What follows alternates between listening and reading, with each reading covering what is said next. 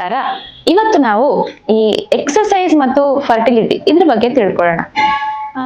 ಎಷ್ಟೋ ಜನ ಕೇಳ್ತಾರೆ, ಎಕ್ಸಸೈಸ್ ಮಾಡ್ಬೇಕಾ, ಓವ್ಯುಲೇಷನ್ ಆದ್ಮೇಲೆ ಎಕ್ಸಸೈಸ್ ಮಾಡ್ಬೇಕಾ, ಎಗ್ ಪಿಕಪ್ ಟೈಮಲ್ಲಿ ಎಕ್ಸಸೈಸ್ ಮಾಡಬಹುದಾ, ಎಂಬ್ರಿಯೋ ಟ್ರಾನ್ಸ್ಫರ್ ಆದ್ಮೇಲೆ ಏನೇನ್ ಎಕ್ಸಸೈಸ್ ಮಾಡಬಹುದು, ಈ ತರ ಸುಮಾರು ಜನ ಪೇಷಂಟ್ಗಳು ನಮಗೆ ಪ್ರಶ್ನೆ ಕೇಳ್ತಾ ಇರ್ತಾರೆ. ಸೊ ಇದ್ರ ಬಗ್ಗೆ ನಾವು ತಿಳ್ಕೊಳ್ಳೋಣ. ಈಗ ಎಕ್ಸಸೈಸ್ ಅಲ್ಲಿ ಎರಡು ತರ ಇರತ್ತೆ. ಒಂದು ಮಾಡರೇಟ್ ಇಂಟೆನ್ಸಿಟಿ ಎಕ್ಸಸೈಸಸ್ ಅಂತ. ಈ ಮಾಡರೇಟ್ ಇಂಟೆನ್ಸಿಟಿ ಅಂತಂದ್ರೆ yoga, brisk walking, swimming, cycling, ಇಂಥವೆಲ್ಲ ಮಾಡರೇಟ್ ಇಂಟೆನ್ಸಿಟಿಗೆ ಬರುತ್ತೆ. ಹೆವಿ ಎಕ್ಸಸೈಸ್ ಅಂತಂದ್ರೆ heavy weight lifting, heavy muscle training, ಇದನ್ನೆಲ್ಲ ಹೆವಿ ಎಕ್ಸಸೈಸ್, ಮ್ಯಾರಥಾನ್ ರೇಸಿಗೆ ಹೋಗೋದು, ಇಂಥದನ್ನೆಲ್ಲ ಹೆವಿ ಎಕ್ಸಸೈಸ್ಗೆ ಎಷ್ಟು ಈ ಮಾಡರೇಟ್ ಇಂಟೆನ್ಸಿಟಿ ಎಕ್ಸಸೈಸ್ ಎಷ್ಟು ಮಾಡಬೇಕು? ವಾರಕ್ಕೆ ಒಂದು ವಾರದಲ್ಲಿ 150ರಿಂದ 300 ನಿಮಿಷಗಳಷ್ಟು ಇದ್ರೆ ಸಾಕು. ಹೆವಿ ಎಕ್ಸಸೈಸ್ ಅಂತಂದ್ರೆ ವಾರದಲ್ಲಿ more than 5 to 7 hours per week exercise ಮಾಡ್ತಿದ್ರೆ ಅದನ್ನ ಹೆವಿ ಎಕ್ಸಸೈಸ್ ಅಂತ ಕನ್ಸಿಡರ್ ಮಾಡ್ತೀವಿ. ಈ ಹೆವಿ ಎಕ್ಸಸೈಸ್ ಮಾಡುವಾಗ ಅದಕ್ಕೆ ತಕ್ಕಂತೆ ಕ್ಯಾಲರಿ ಇಂಟೇಕ್ ಇರ್ಬೇಕು.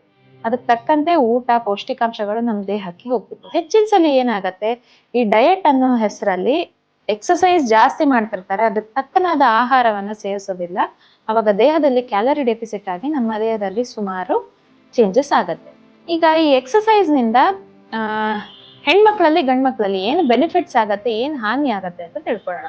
ಈ ಮಾಡರೇಟ್ ಇಂಟೆನ್ಸಿಟಿ ಎಕ್ಸಸೈಸ್ ಮಾಡೋದ್ರಿಂದ ಈ ಮಹಿಳೆಯರಲ್ಲಿ ಇನ್ಸುಲಿನ್ ಸೆನ್ಸಿಟಿವಿಟಿ ಹೆಚ್ಚಾಗತ್ತೆ. ಎಸ್ಪೆಷಲಿ ಈ ಪಾಲಿಸಿಸ್ಟಿಕ್ ಓವರೀಸ್ ಅಥವಾ ಪಾಲಿ ಎಂಡೋಕ್ರೈನ್ ಮೆಟಬಾಲಿಕ್ ಸಿಂಡ್ರೋಮ್ ಇರುವಂತವರಲ್ಲಿ ಇನ್ಸುಲಿನ್ ಸೆನ್ಸಿಟಿವಿಟಿ ಹೆಚ್ಚಾಗತ್ತೆ, ಪೆರಿಫರಲ್ ಫ್ಯಾಟ್ ಬರ್ನ್ ಆಗತ್ತೆ, ಹಾಗೆ ವೆಯ್ಟ್ ಲಾಸಿಗೂ ಅನುಕೂಲ ಆಗತ್ತೆ. ಇದೆಲ್ಲ ಆದಾಗ ಮೆನ್ಸ್ಟ್ರಲ್ ಇರ್ರೆಗ್ಯುಲಾರಿಟೀಸ್ ಕಡಿಮೆ ಆಗುತ್ತೆ, ರೆಗ್ಯುಲರ್ ಆಗಿ ಓವ್ಯುಲೇಷನ್ ಆಗ್ಲಿಕ್ಕೆ ಸ್ಟಾರ್ಟ್ ಆಗುತ್ತೆ, ಫರ್ಟಿಲಿಟಿಗೆ ಹೆಲ್ಪ್ ಆಗುತ್ತೆ. ಹಾಗೆ ನಿಮ್ಮ ಸ್ಟ್ರೆಸ್ ಲೆವೆಲ್ಸ್ ಕಡಿಮೆ ಆಗುತ್ತೆ. ಸೊ ಸ್ಟ್ರೆಸ್ ಲೆವೆಲ್ಸ್ ಯಾವಾಗ ಕಡಿಮೆ ಆಗತ್ತಲ್ಲ ಅವಾಗ ಇನ್ಫ್ಲಮೇಷನ್ ಅಂತ ಏನ್ ನಮ್ಮ ದೇಹದಲ್ಲಿ ಆಗಿರುತ್ತೆ ಅದು ಕಡಿಮೆ ಆಗುತ್ತೆ.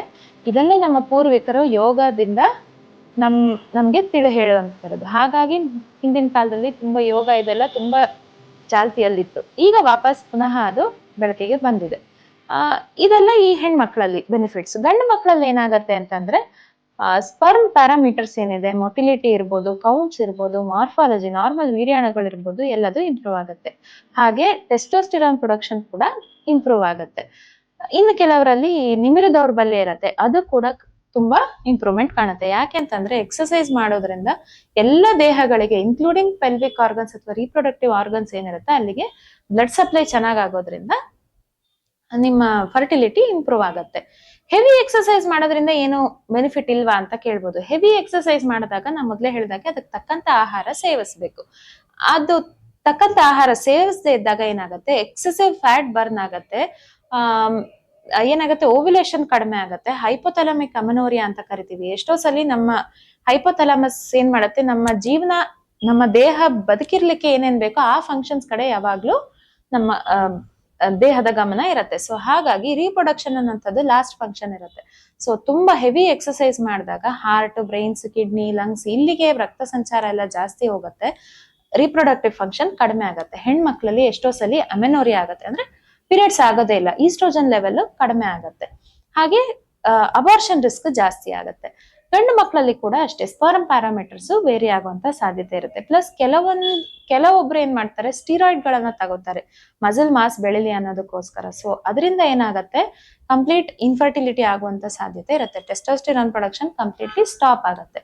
So recommended next common question ಏನ್ ಕೇಳ್ತಾರೆ ಅಂತಂದ್ರೆ, ಈ IVF ಪ್ರೊಸೀಜರ್ ಟೈಮಲ್ಲಿ, IVF ಪ್ರೊಸೀಜರ್ ನಲ್ಲಿ ಎಗ್ ಪಿಕಪ್ ಟೈಮ್ ಅಲ್ಲಿ ಬೇರೆ ಇರುತ್ತೆ, ಎಂಬ್ರಿಯೋ ಟ್ರಾನ್ಸ್ಫರ್ ಟೈಮ್ ಅಲ್ಲಿ ಬೇರೆ ಇರುತ್ತೆ.